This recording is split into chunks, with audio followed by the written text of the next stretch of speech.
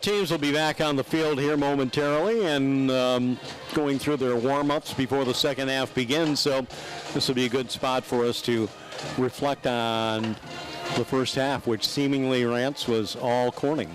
Yeah, absolutely. We'll start with Johnson City. They did manage to eke out one first down on a nice pass play, but other than that, they really have struggled. McKercher, the quarterback, is 2 for 9 for 27 yards. And they have 5 yards rushing, so 32 yards of total offense for them with just that one first down. He did throw an interception as well in the first half. On the other side, the Corning Hawks really got after it for a first-week ball game to come out and explode like they have offensively, regardless of who you're playing against. And at this point, we have no measuring stick to know how good either team is or what might happen in the future. But we know that tonight the Hawks came ready to play, and they have been after it. So Collins, the quarterback for the Hawks, is 1 for 2 through the air, 18-yard pass play to Michael Rossi. They have 254 yards rushing, 272 yards total offense, 6 touchdowns, 17 first downs. Individual statistics look like this. Jason Rodriguez, 9 carries for 101 yards. Yasir Muhammad, 26 yards on 5 carries. Zach Jameson, 4 carries for 17 yards. And Donegan had a carry for 4. And the other big rusher was Collins himself. Not only did he do it through the air with the 18-yard pass play, but also he had 13 carries for 106 yards rushing. So the Hawks are dominating here tonight in the opening game of the 2016 season. Thanks, partner. As we get ready for the second half kickoff, just want to remind you that the TV replay, videotape replay of tonight's game in Corning will run it 2 times on Saturday, 8 o'clock on WJKP, and also Saturday at midnight on WYDC, which is Big Fox TV. So if you have either or both stations, you can get your major dose of this. Just let the players know that they'll have that TV time locally tomorrow on Saturday. Tomorrow, radio only, RLM Sports streaming the Horseheads and Waverly game will also be partnered up with 1410 WELM AM. No TV coverage of the Horseheads game tomorrow, but there will be more in the future. So if you're ready, fans, let's do it. You heard Rance talk about the numbers with Kean Collins, 4 scores in just a short time ago. And we're just waiting. I'm not sure what the delay is at this point. Ball has been placed at the 40-yard line for Jim Brerens.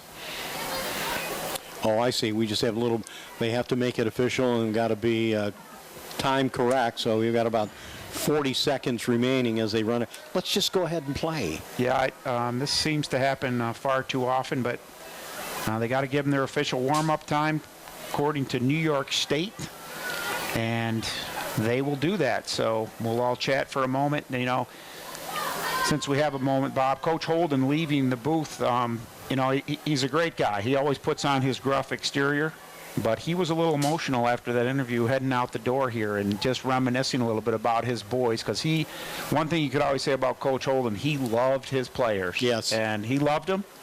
And he treated them the way they needed to be treated at the time, and he certainly loved them all the time, and they knew it. And they would do anything for him, and that 2016 was indicative of why they'll go to the wall for a coach like him. So few and far between Randy Holden.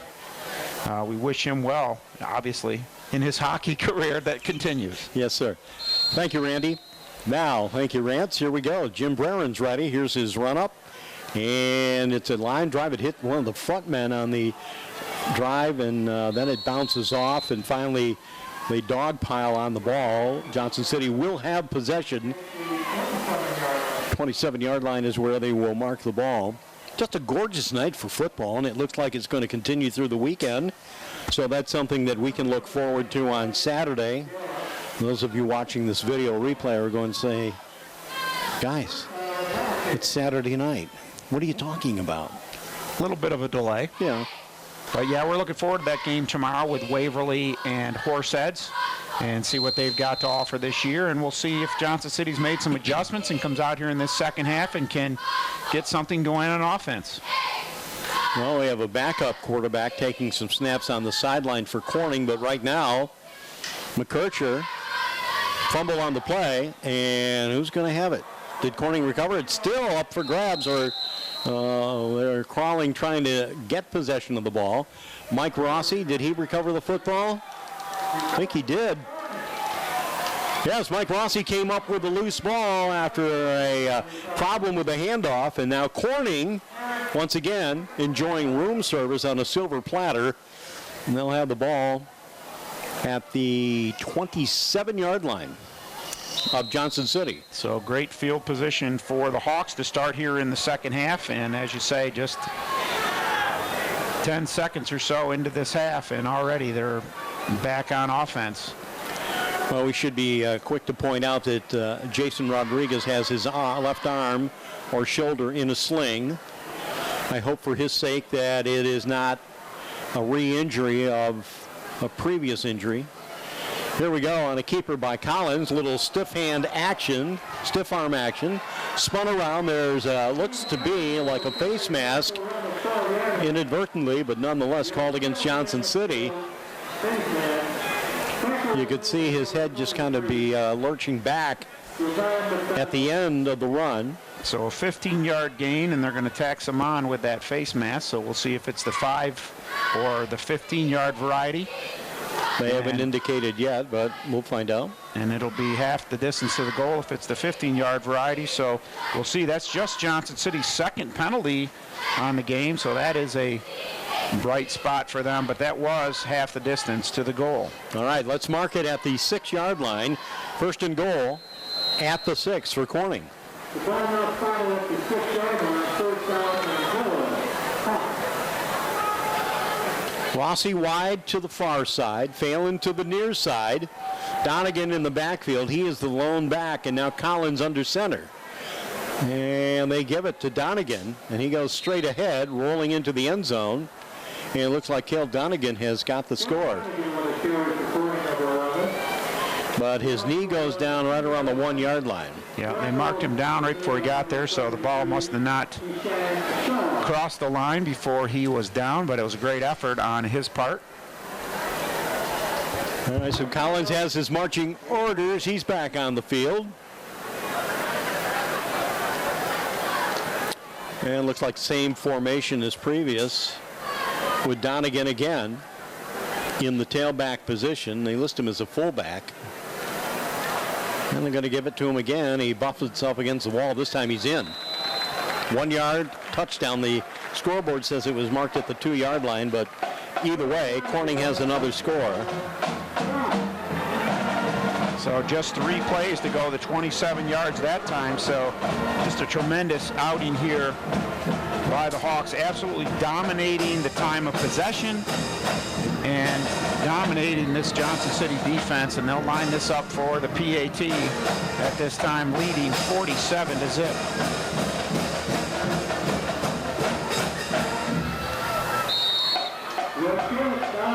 Kick is no good. And that one will put on the hold. There's a little bit of trouble getting that ball placed properly for the kicker, but they have struggled. If there's one area they've struggled with, it's the extra points here tonight. Well, you brought up an interesting point about have we seen the real Corning Hawk team, and is it a Johnson City club that obviously is still trying to find an identity, and how much stock can you take with the score 47-0 in the first game of the season? Well, Corning obviously has some talent out there. Right, absolutely. They can see their skilled players. There's no doubt about that.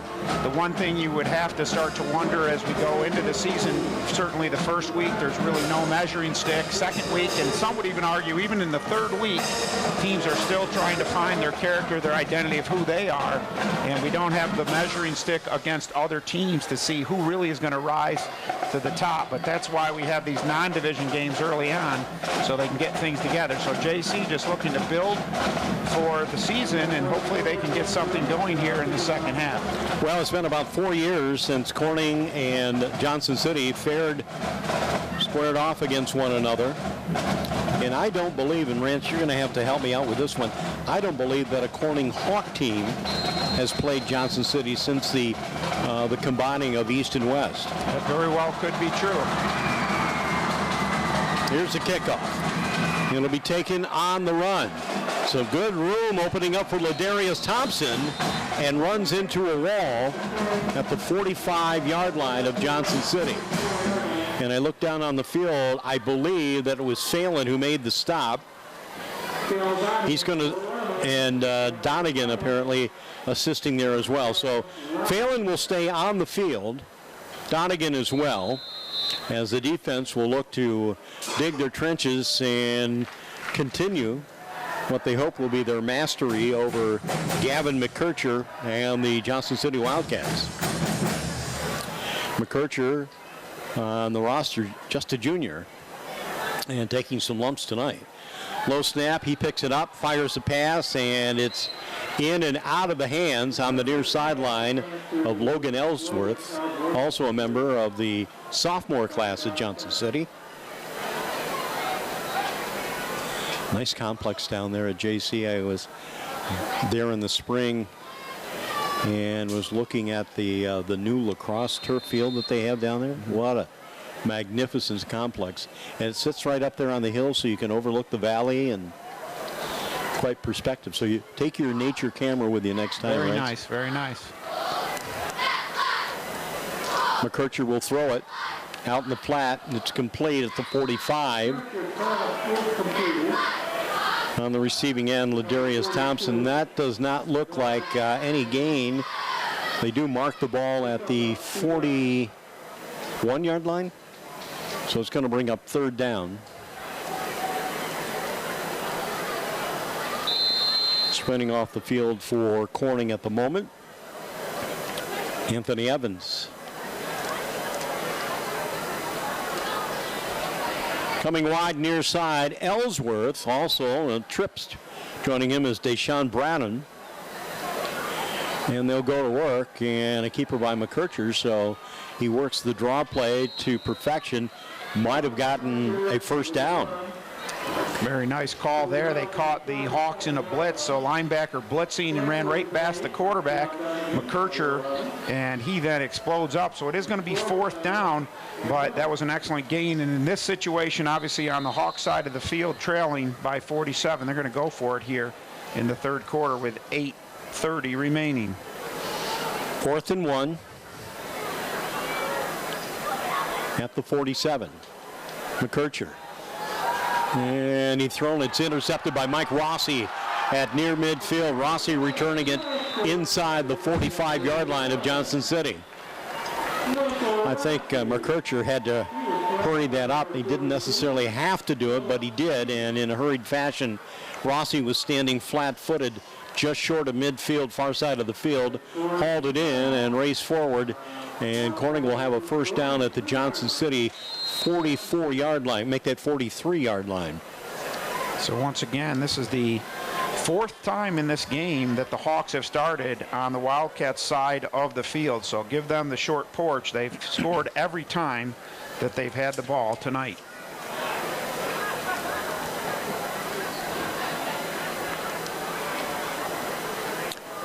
And it'll be a keeper by Collins, pitching it last minute, juggled by Mohammed, and he bounces it out of bounds near the 39-yard line. So they actually gained some yardage on that one, fumbling it out of play.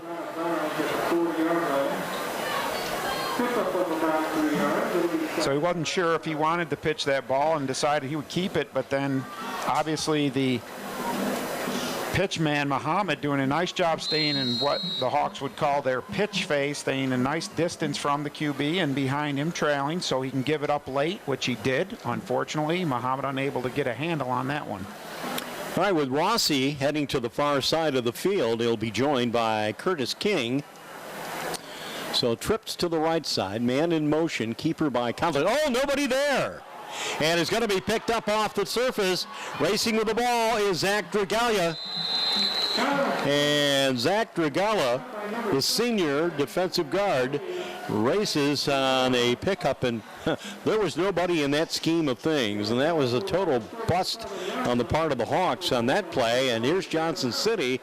Look at the penetration as they regain the ball, and they'll be at the Corning 37-yard line. Yeah, and the first time today they will be on the Hawk side of the field. They just ran. Muhammad did not come in motion, so there was no pitch man. He started to come and looked like there was obviously a mix-up. A week one mistake right there is what I would call that one. They'll get that one cleaned up, but that's the first mistake, and it's a big one for the Hawks. Keith Harris joined by Noah Maney and Logan Ellsworth left side. And here comes the blitz by Corning, and they gave it up. They dole out some punishment, don't they? They did. Looks like that ball was loose in there for a moment, and they were able to get it back, but tremendous pressure by the Hawks frontage. So loss of 2. Well, Dave Robinson told me before a game that they were going to try to mix it up a little bit and throw a few new schemes in there that some of the fellas were not familiar with, but I guess it's an exercise in progress. There's a completed pass, hauled in by Logan Ellsworth, leaping high, outdueling a couple of Corning defenders inside the 25-yard line. So a 14-yard pass play to Ellsworth. That's his third catch of the game now for 41 yards and another Johnson City first down. Well, they might have found something there in that combination between Ellsworth and McKercher, the quarterback. And now it's another JC first down. Will they be able to sustain the drive? Keith Harris, a receiver to the left side. Cut to the near side is Deshaun Bradham. And it's a running play. Noah Maney got a corner, and his avenue will be cut off after he gets another first down inside the 15-yard line. So a great all-out sprint to the far side of the field by Maney. And now with 6:02 to play, Cats are in the red zone just outside the 10 of Corning. So a 14-yard rush there for Maney. So Cats putting a couple plays together here and getting things going following the Corning Hawk turnover. Same look right now with the end split. We have man in motion. McKercher fumble on the play, but he picks it up. Then he tries to regain, and they're going to pursue. Look like a train. Everybody's doing the locomotion. They push him backward to near the 30. His forward momentum. They're going to retrieve the ball back at the 27, but move it forward. So not as caustic, but still negative yardage out there for McKercher and the Cats. Yeah, disastrous play. They had things going in the right direction, and now they have a big loss here on first down, so they'll have to overcome. So good job by the Hawks, staying aggressive, pursuing the ball, and McKercher. Gavin sets the team. He works out of that shotgun formation, calls for the ball, rolls out to the left. There's a pursuit. Now he's going to run with the ball. Really amping up the pressure on McKercher was Mike DiNardo. Mike chased him from about the 30, and McKercher had to run for his life, got across the 25-yard line. The officials say, we're going to mark the ball at the 25. No, they mark it at the 21.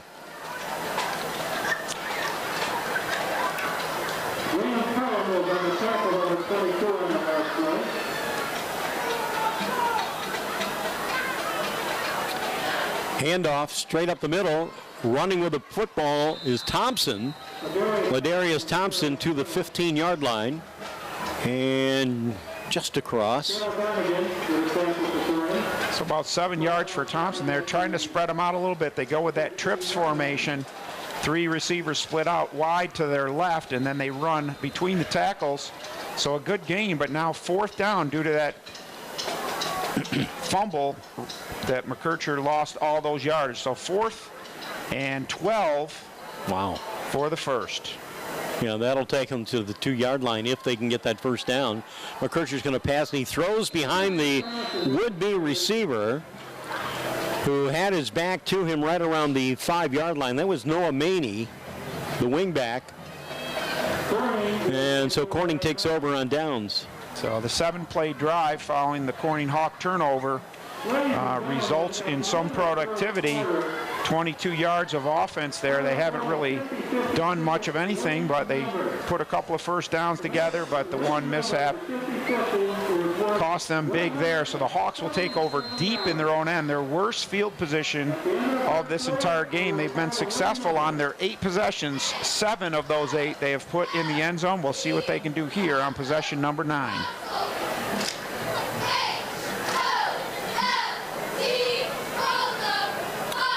Running play, and it is Muhammad. Muhammad to the 30, cuts back inside. He's at the 40. Racing breaks a tackle. He's got one man honing in on him. 3 of them, actually.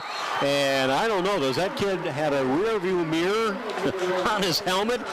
Because it was not, it was actually Keyshawn Shaw who actually made the tackle, and there were 2 other players in contention that just couldn't catch Muhammad. And that kid has a lot of speed out there. Absolutely.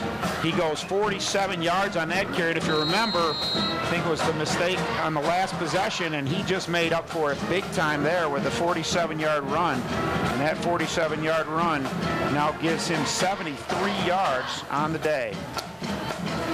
All right, Phelan and Rossi. Rossi's a slot man right side.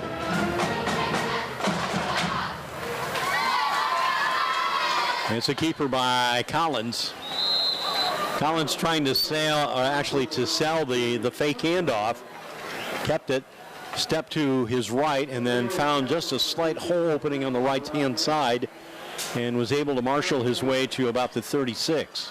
That's Johnson City's 36. So Coach Bacallis getting ready to send Muhammad in with the next play here. The Hawks starting to be a little more deliberate on offense, starting to eat up some of the clock, take their time, and keep things rolling here in the second half. Now 2 minutes remaining in the third quarter. Well, we talked about Rossi and Phelan to the far side. Now they split to the near side.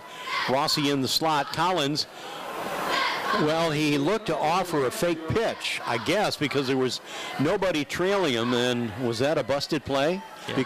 Because they corralled him behind the line of scrimmage. Yeah, I think we're starting to see just some mental miscues now by the Hawks, kind of losing focus perhaps with the big lead, 47-0. But at least 3 times here in this half, we've seen things that look like we've got players that are a little confused. But once again, first week of the season, you're going to have these things happen. Hawks playing without the services of Jason Rodriguez, who was shaken up at the beginning of the third quarter. He's on the sidelines, and his left arm is taped very tightly to his body. There's another mishandled pitch, and it's going to be recovered by Johnson City near midfield. And it will be pulled in by Logan Ellsworth, the intended receiver for the Hawks, and he looks like he might be shaken up a little bit. I believe that was Curtis King. So Johnson City will take over at the 49-yard line with a minute remaining in the third quarter. Now he tried to work King into the system there for a moment, and he just couldn't handle the pitch. And he had a lot of pressure there, and Ellsworth was able to pull it in. Here's McKercher rolling out near side. He will uncork a pass. The question is, was it trapped or is it a completed pass? We haven't gotten the indication yet. And they say it's a pass completion to the 39-yard line of Corning. So that's a nice 12-yard gain there. And he made a nice adjustment on that ball and turned back and made the catch for another Wildcats first down. That is their 4th first down. They are certainly doing a lot better this half as far as moving the chains. Corning leading 47-0 with 20 seconds left in the third quarter. McKercher once again. Will he pitch it? Yes. Last minute, the ball is dropped. It's fumbled, and it looks like the Hawks have recovered the football. If so, it appears to be right around the 41-yard line. And we have plenty of Hawks out there applauding the efforts, so Corning will take over. Stroman with the recovery for Corning. Jermaine Stroman. Stroman in his senior season, 5'6", 135-pound scatback. Well, here's the final seconds rolling down, and that's going to do it. Third quarter comes to a close here in Corning. The first game of the season. We're about 12 minutes away from wrapping it up. Corning in pretty good shape. In the driver's seat, they lead 47-0 right here on RLMSports.net.